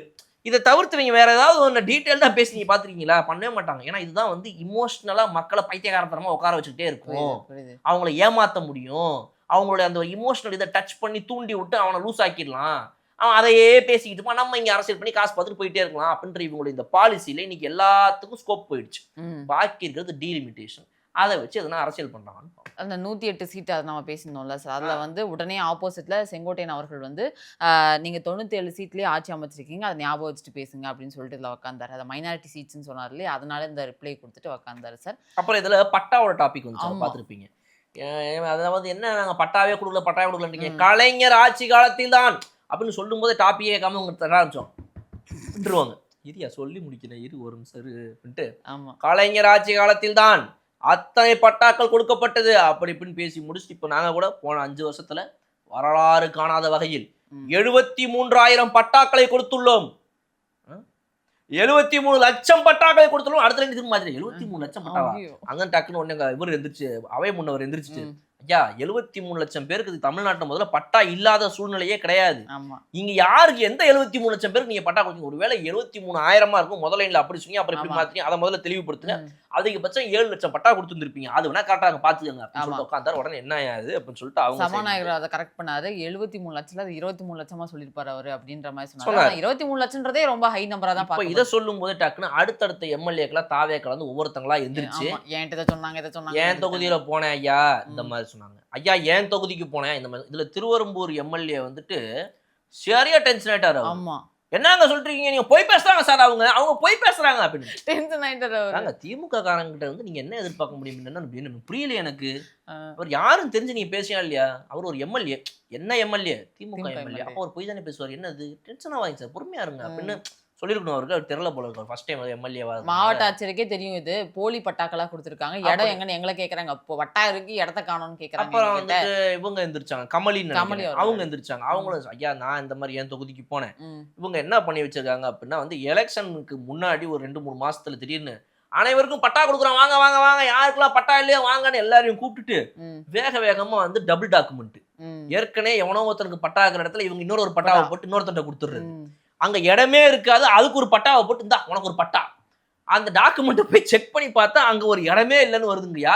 இந்த மாதிரி இவங்க எலெக்ஷன்ல வந்துட்டு திடீர்னு வந்து பாத்தீங்கன்னா அவங்க பட்டாவெல்லாம் போட்டு கொடுத்துரும். சூப்பர், வெரி குட், எல்லாம் ஓட்ட போட்டுருங்க அப்படின்னு சொல்லிட்டு இவங்க ஏமாத்திருக்காங்கய்யா அப்படின்னு சொல்லிட்டு வந்து சொல்லும் போது திமுக அங்க வந்து அப்படியே கம்முன்னு அமைதியா உட்காந்துட்டு இருக்கு. எதிர்த்து கப்பு டப்பு கத்தணுமா இல்லையா? எதுவுமே பேசல. சூச்சமத்தை கண்டு விட்டாங்கடா பட் அப்படியே சைலண்டா உட்காந்துக்கிட்டு இவங்க அப்படியே ஒவ்வொரு எம்எல்ஏவா எந்திரிச்சு எங்க தொகுதியில தான் உடனே டக்குன்னு நம்மளுடைய வருவாய்த்துறை அமைச்சர் எந்திரிச்சிட்டார். Okay. செங்கோட்டையன் எந்திரிச்சு இந்த மாதிரி வந்து இது மாதிரி நான் யாரும் கேள்விப்பட்டேன், நிறைய டீட்டெயில்ஸ் எனக்கு வந்துட்டு தான் இருக்குது, நான் எல்லாத்தையும் கலெக்ட் பண்றேன், பார்த்துட்டு என்னங்கிறத நான் பார்த்துட்டு பண்றேன் அப்படிங்கிற மாதிரி சொன்ன உடனே இப்போதான் வந்து இந்த பட்டா மேட்டர்ல இவங்க வந்து எலெக்ஷன் டைம்ல எவ்வளவு கேம் ஆடி இருக்காங்க அப்படிங்கிறது வந்து இந்த இடத்துல வெட்ட வெளிச்சத்துக்கு. அதனால தான் நான் என்ன சொல்றேன், பாய்காட் பண்ணுங்கன்றேன், அசம்பிளியே பாய்காட்டுங்கிறேன், சிட் அட் த ஹோமுங்கிறேன். ஏன்னா நீங்க போக போக டெய்லி என்ன ஆகுதுன்னா எக்ஸ்போஸ் ஆயிட்டே இருக்கீங்க. ஒரு நாளும் போயிட்டு ஒண்ணு அவங்களா ஏதாவது ஒன்று ஆரம்பிக்கிறாங்க, நீங்க பேசி மாட்டிக்கிறீங்க. ம். இல்லைன்னா நீங்க எதனா ஒன்று ஆரம்பிக்கிறீங்க, பதிலுக்கு அதில் நீங்களே பேசி மாட்டிக்கிட்டு அவங்க வந்து அதை பிடிச்சி அடிச்சிடுறாங்க. ம். ம். அப்ப இப்படியே போய்கிட்டு இருந்தா அதுக்கு ஒரு எண்டே கிடையாதா அப்படின்ற மாதிரி every day is like sitting on the தான்.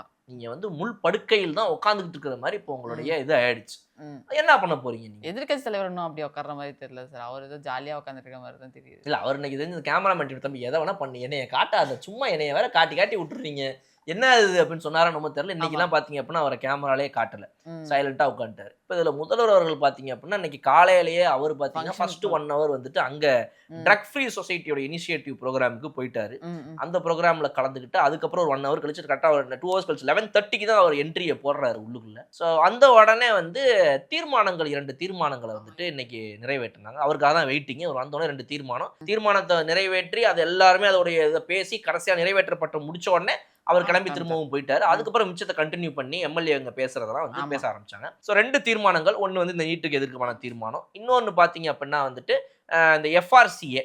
அதாவது என்ன அப்படின்னா வந்து ஒவ்வொரு ஆர்கனைசேஷன் ஒரு என்ஜிஓ இருக்குது அப்படின்னா, ஒரு சேரிட்டபிள் இன்ஸ்டிடியூஷன் இருக்குது அப்படின்னா, அவங்களுக்குலாம் ஃபாரின்ல இருந்து வந்து ஃபண்ட் வரும்.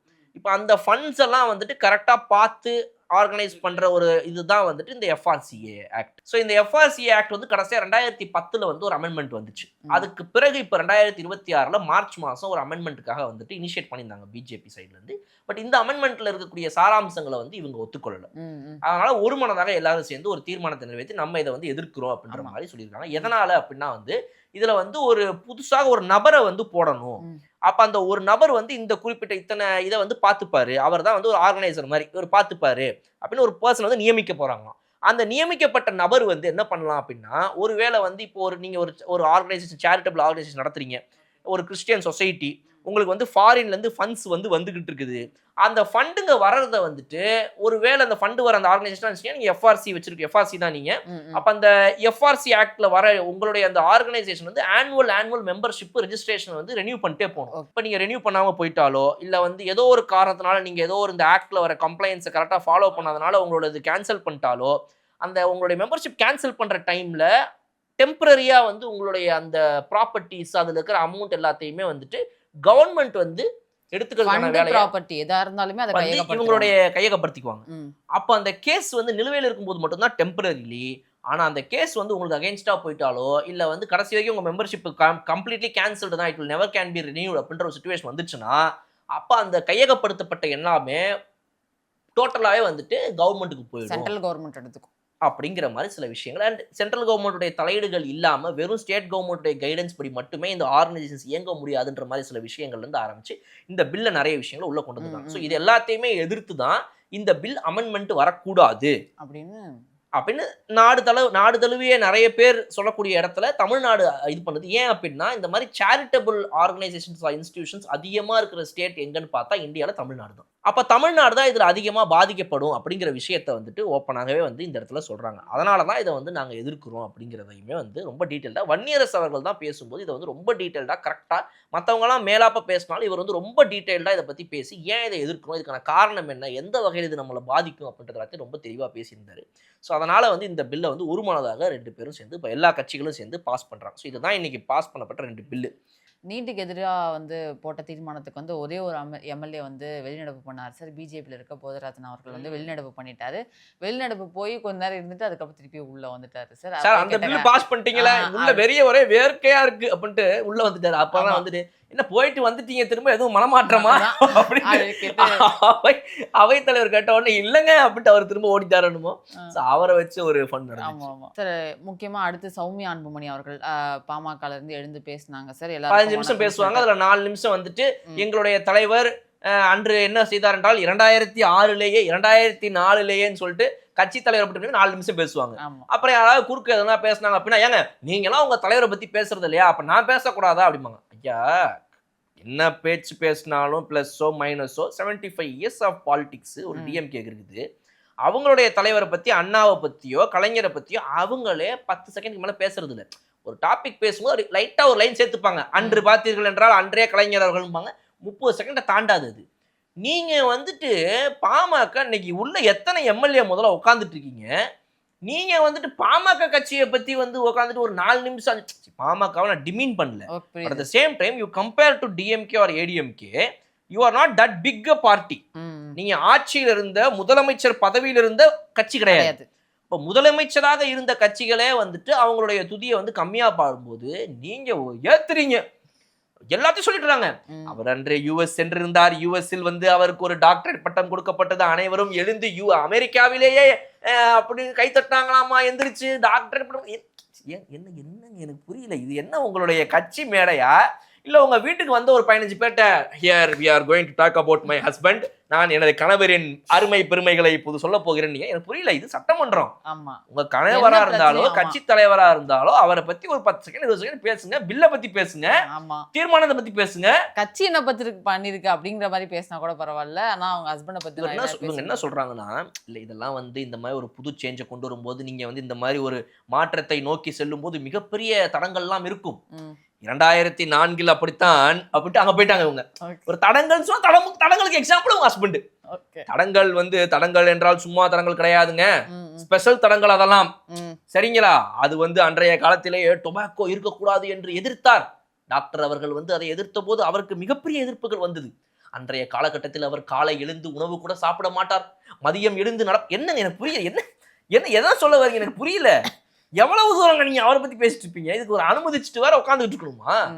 அப்புறம் அவைத்தலைவர் குறுக்கிட்டு சுருக்கமா முடிங்க, உங்க தலைவரை பத்தி நீங்க பேசுங்க, வேணாம்னு சொல்லல, கொஞ்சம் சுருக்கமா முடிங்க அப்படின்ன உடனே ஆமா நன்றி ஓகே தலைவர் அவர்களே அப்படின்னு சொல்லிட்டு லைட்டா கொஞ்சம் இது பண்ணி முடிச்சாங்க. ஸோ இவங்களுடைய பேச்சு போச்சு. தருமபுரி மாவட்டத்தில் என்னென்ன கோரிக்கைகள்லாம் இருக்குது அப்படின்னு சொன்னாங்க. உடனே வந்து நீர்வளத்துறை அமைச்சர் எழுந்து நீங்கள் நிறைய விஷயங்களை நீங்களும் சரி டாக்டரும் அவர்களும் சரி வந்து எங்கள் துறை சார்ந்து என்னென்ன பிரச்சனைகள் நீர்வளத்துறையில் முக்கியமாக என்னென்னலாம் பண்ணணும்னு சொல்லி சொன்னீங்க. அதெல்லாம் நான் கண்டிப்பாக எடுத்துக்கிறோம். முக்கியமாக தருமபுரி மாவட்டத்தில் உங்கள் சமூகத்தில் இருக்கவங்க நிறைய பேர் இருக்காங்க, நீங்கள் நிறைய கோரிக்கைகள் வச்சுருக்கீங்க, அதெல்லாம் கண்டிப்பாக நிறைவேற்றப்படும்ன்றதை நாங்கள் இந்த இடத்துல சொல்லிக்கிறேன். மானிய கோரிக்கைகளை விரிவாக பேசினா அதை பற்றி அப்படிலாம் சொல்லியிருந்தாங்க. பிரேமலதா விஜயகாந்த் அவர்கள் அவங்க பார்த்தீங்க அப்படின்னா நேற்று வந்து நடந்த அந்த தீர்மானத்துக்கு, தமிழ்த்தாய் வாழ்த்து தீர்மானத்து ஜிஓக்கும் சரி, இந்த 2க்கும் சரி, 3 தீர்மானங்களுக்கும் சேர்த்து நான் இன்று வந்து என்னுடைய ஆதரவை தெரிவிக்கிறேன். ஏன்னா நேற்று நான் பேச முடியல. எல்லாருக்கும் எல்லா நாளிலும் வாய்ப்புகள் கொடுக்க வேண்டும். அப்போதுதான் விடிய விடிய இரவு 3 மணி வரைக்கும் நாம் அனைவரும் இங்கேயே உட்காந்து பேச முடியும். எனக்கு புரியல. எல்லாருக்கும் எல்லா நாளும் கொடுத்துருந்தா கொடுக்குற 11 பேரே 11 மணி நேரம் பேசுறாங்க. பாவம் எல்லாம் வயசானவங்க வேற சார். அவங்களால அவங்க ஆக்சுவலி ரியலாக அந்த ப்ராப்ளம் ஃபேஸ் பண்றாங்க. நாம ஒரு இடத்துல அதே இடத்துல ஒரு 6-7 மணி நேரம் உட்காருவோமான்றது டவுட். ஒரு 10 மினிட்ஸ் தான் டைம் கொடுப்பாங்க. நம்ம நிறைய இம்பார்ட்டன்டான விஷயத்த மிஸ் பண்ணிடுவோம். அவங்க ரொம்ப வயசானவங்க வேற. சீக்கிரமா முடிக்கணுன்றது தான் கோலே. சபாநாயகரே சொல்றாரு, இப்போ நீங்க உங்க பிரச்சனைகள்லாம் சொல்லிடணும். முதல் முறை எம்எல்ஏக்கள் நிறைய பேர் இருக்கீங்க, மினிஸ்டர்ஸ் நிறைய பேர் இருக்கீங்க, எழுந்து பதில் சொல்லணும்னு மும்முரப்படும் போது என்னால தடுக்க முடியல. உங்க ஆர்வம் இருக்கு உங்களுக்கு அப்படிங்கிறதுனால நான் கொடுக்குறேன். ஆனா கடைசியில நான் இப்போ வந்து யோசிக்க வேண்டியது எங்களோட உடல்நிலையா தான் இருக்கு.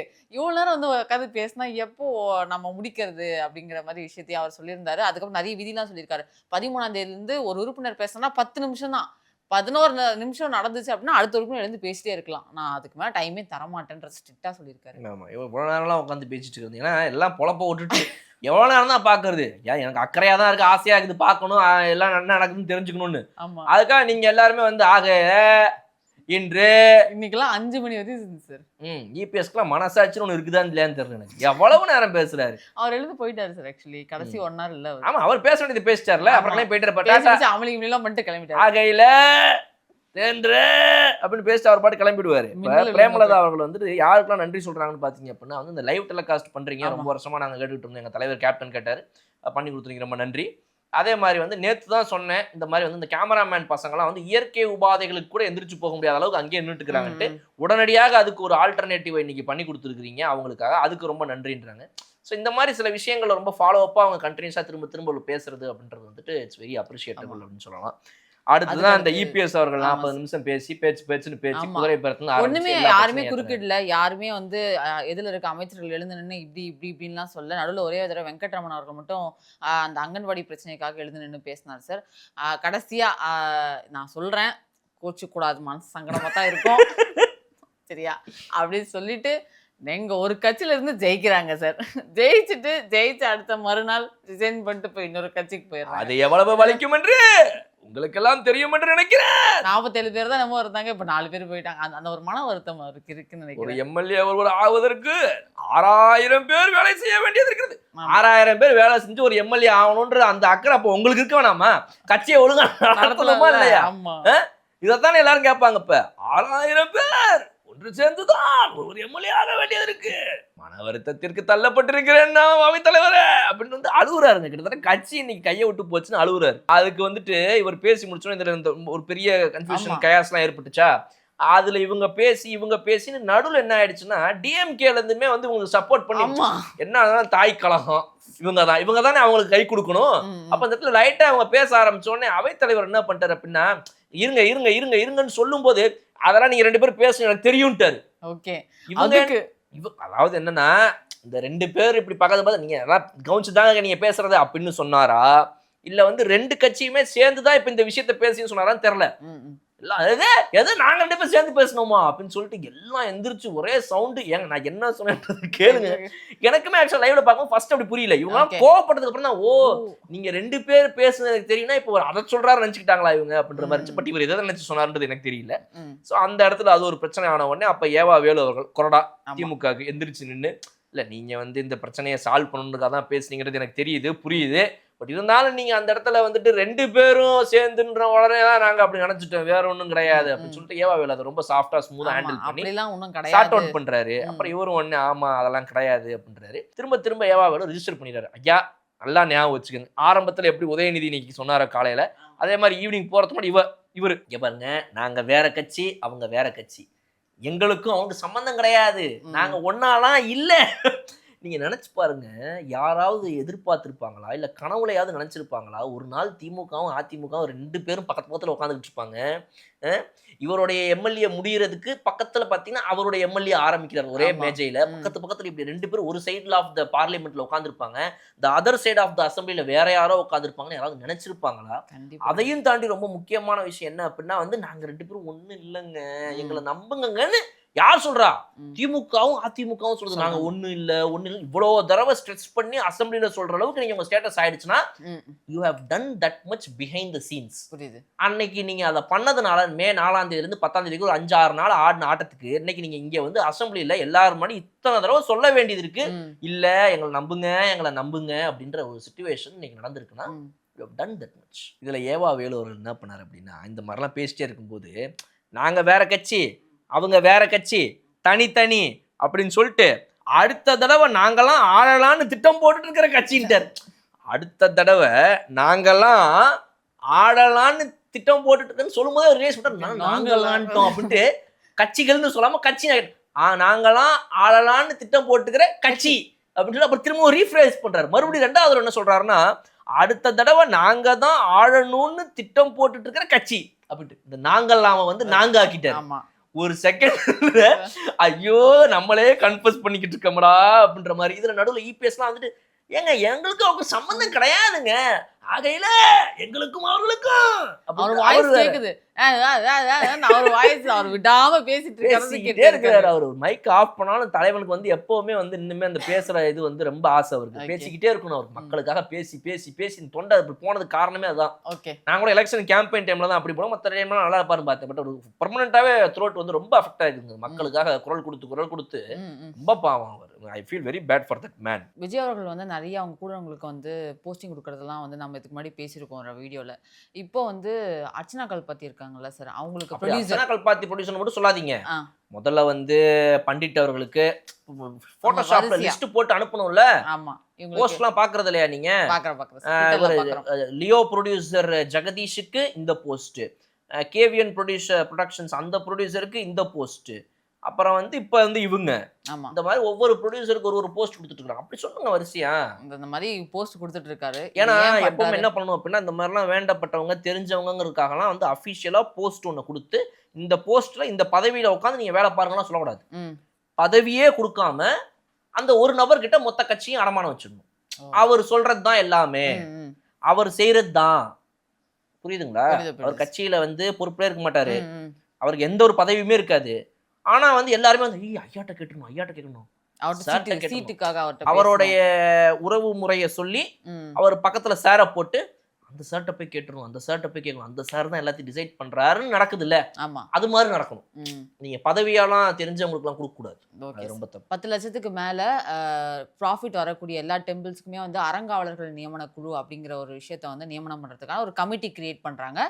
அந்த கமிட்டில தான் அதுல பாடகர் வேல்முருகன் இருக்காரு, எல்லாருமே இருக்காங்க, ஆதீனத்துல இருக்கவங்களாம் இருக்காங்க. இதுல அர்ச்சனா கல்பாத்தி அவங்களும் இருக்காங்க. இவங்களுக்கும் இதுக்கு என்ன சம்பந்தம்? இவங்க ப்ரொடியூசர், ஃபிலிம் ப்ரொடியூசருக்கும் இந்து சமய அறநிலையத்துறைக்கும் என்ன சம்பந்தம்? பாத்தீங்களா, இந்த சினிமாக்காரங்க கிட்ட ஆட்சியை கொடுத்தீங்கன்னா இதான் பண்ணுவாங்க. ஒரு நாள் இதை வச்சு ஒரு மார்க்கெட்டிங் பண்ணாங்களா? இது ஒரு நாள் வச்சு இதை வச்சு ஒரு ப்ரொமோஷன் மெட்டீரியல். சரி, இப்போ இதுக்கு என்னதான் அமைச்சர் என்ன பதில் சொல்றாரு, இதை பத்தின ஆக்ட் இந்த சட்டம் என்ன சொல்லுது அதையும் சொல்லுங்க. இந்த குழுவோட தலைவரா ஆதீனத்துல சேர்ந்தவர் தான் எப்போதும் இருப்பாங்க அப்படிங்கிறது அந்த ஆதீனத்துல இருக்கிறவர் இருக்காரு சார். அந்த ஆதீனத்துல தவ திரு சிவஞான பாலையா சுவாமிகள் மயிலத்தில் இருக்கிற ஒரு ஆதீனத்தோட தலைவர். இவர் அந்த தலைவர் பதவியை வகிக்கிறாரு. அதே மாதிரி துணைத் தலைவராக மாவட்ட நீதிபதி இருப்பாங்க அப்படின்னு சொல்றாங்க. அதுக்கேத்த மாரி தான் டாக்டர் ராமநாதன் மாவட்ட மற்றும் அவரு நீதிபதி ஓய்வு அவரு இருக்காரு. அ இது போக பொது வாழ்வு மற்றும் கலை போன்றவற்றில் பிரபலமாக இருக்கக்கூடிய நபர்கள் இருப்பாங்க அப்படின்னு சொல்றாங்க. அ அர்ச்சனா கல்பத்தி அவர்களும் இதுல வருவாங்க. பாடகர் வேல்முருகன் அவங்களும் இதுல வருவாங்க. கலை கலை சம்மந்தமான விஷயங்கள் இருக்காங்கன்னா, அவங்களும் இதுல வருவாங்க.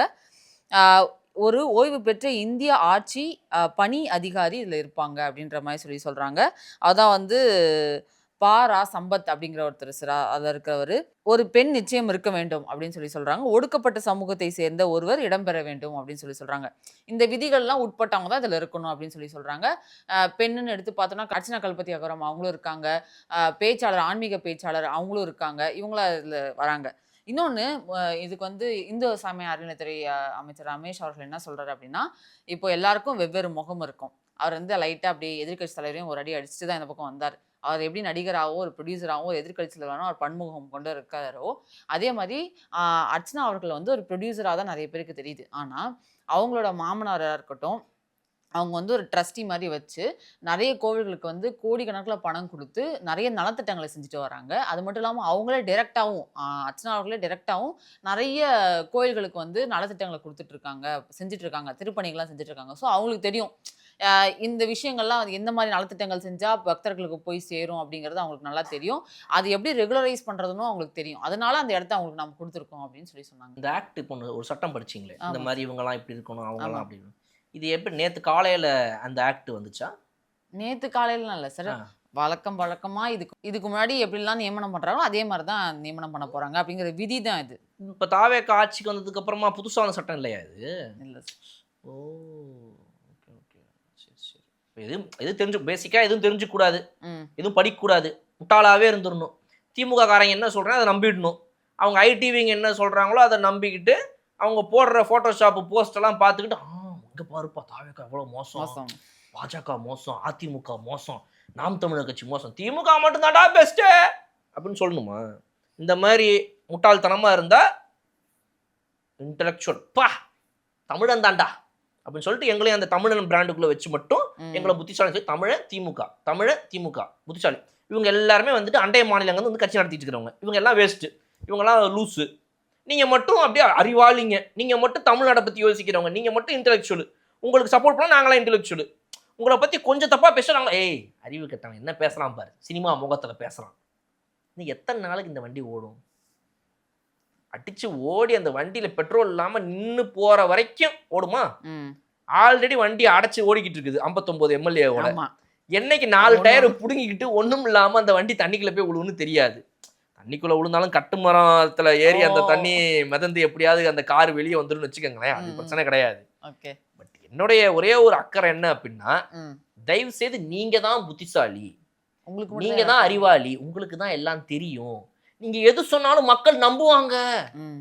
இது மட்டும் தயவு செய்து நம்பாதீங்க நீங்க தான் புத்திசாலி உங்களுக்கு தான் அரசியல் தெரியும் நீங்க என்ன சொன்னாலும் மக்கள் நம்பிக்கிட்டே இருப்பாங்க கடைசி வரைக்கும் இந்த மூணை மட்டும் நம்பாம இருந்துச்சுன்னா திமுக உருப்பிடும் சார் அடுத்து இந்தியன் சோலார் அசோசியேஷனோட ஹெட்டா இருக்கக்கூடிய நரசிம்மன் அவர்கள். இவங்களுக்கு வந்து சோலார் ப்ராஜெக்ட்ஸ் இருக்குல்ல. அந்த இந்தியன் சோலார் அசோசியேஷன்னா அந்த ப்ராஜெக்ட்ஸ் எல்லாம் வந்து அவங்க கிட்ட இருக்கு. ஆ அவங்க வந்து என்ன சொல்லியிருக்காரு அப்படின்னா, ஒரு ஆர்டிக்கிள் வெளிய வந்திருக்கு சார். என்ன சொல்லியிருக்காங்கன்னா, அதுல 4000 மெகாவாட்ஸ் சோலார் ப்ராஜெக்ட்ஸ்லாம் வந்து தமிழ்நாட்டுல வந்து முந்தைய காலத்துல இம்ப்ளிமெண்ட் பண்ண முடியாத காரணம் என்ன அப்படின்னு பார்த்தோம்னா, நெறைய இம்ப்ளிமெண்ட் பண்ண முடியாத காரணம் என்னன்னு பார்த்தோம்னா, கரப்ஷன். இதுக்கு முன்னாடி டிஎம்கே கவர்மெண்ட் வந்து நெறைய கரப்ஷன் வாங்குனதுனால, நெறைய பெனிஃபிஷியரீஸ் வந்து தமிழ்நாட்டுல இல்ல. அந்த சோலார் ப்ராஜெக்ட்ஸ்லாம் பண்ண முடியல. அதோட மெயின்டெனன்ஸா இருக்கட்டும், அந்த மாரி விஷயங்கள்லாம் வந்து தமிழகத்துக்கு கிடைக்கல அப்படிங்கிற ரீசன சொல்றாரு. முக்கியமா வந்து விருதுநகர்ல வந்து 1750 மெகாவாட் சோலார் ப்ராஜெக்ட்க்கான துணை மின் நிலையத்துல வந்து நிறுவப்பட்டிருக்கு. அதுல நெறைய முறைகேடு நடந்திருக்கு அப்படின்ற மாரி சொல்றாரு. அ தமிழ்நாட்டுல வந்து லெஸ் தென் 50,000 பெனிஃபிஷியரீஸ் தான் இருக்காங்களாம். ஆனா இந்திய அளவுல பார்த்தோம் அப்படின்னா, 60,00,000 பேரு இதுல வந்து பிஎம் ரூஃப் டாப் ஸ்கீம் அந்த சோலார் ப்ராஜெக்ட்ஸ்ல வந்து நெறைய பெனிஃபிஷியரீஸ் இருக்காங்க. ஸோ அந்த டிஃபரன்ஸ் ஏன் இருக்குன்னு பார்த்தோம்னா, அந்த கரப்ஷனால தான் அப்படின்ற மாரி சொல்றாங்க. இதுவும் யார் பக்கம் திரும்புதுன்னு பார்த்தோம்னா, முன்னாள் அமைச்சர் செந்தில் பாலாஜி அவர்கள் பக்கம் தான் திரும்புது. ஸோ இது ஒரு வேளை உண்மை நிரூபிக்கப்பட்டால், மக்கள் கண்டிப்பா அவங்க பதில் சொல்லி தான் ஆகணும் அப்படின்ற மாரி சொல்றாங்க சார். எத்தனை வண்டி தான் அந்த பக்கமே திரும்பும் பாவமா தெரியலையா ரைட் இது எப்படி இந்த வருஷம் தாண்டாதுன்னு நினைக்கிறேன் ம், ம். கூடிய விரைவில் நல்ல ஒரு இடத்துல அவரை சந்திப்போம். Okay sir. இன்னொரு வீடியோவில் நம்ம சந்திப்போம். Okay sir. நான் வேறு சில முக்கியமான விஷயத்தில் அடுத்த டிஸ்கஸ்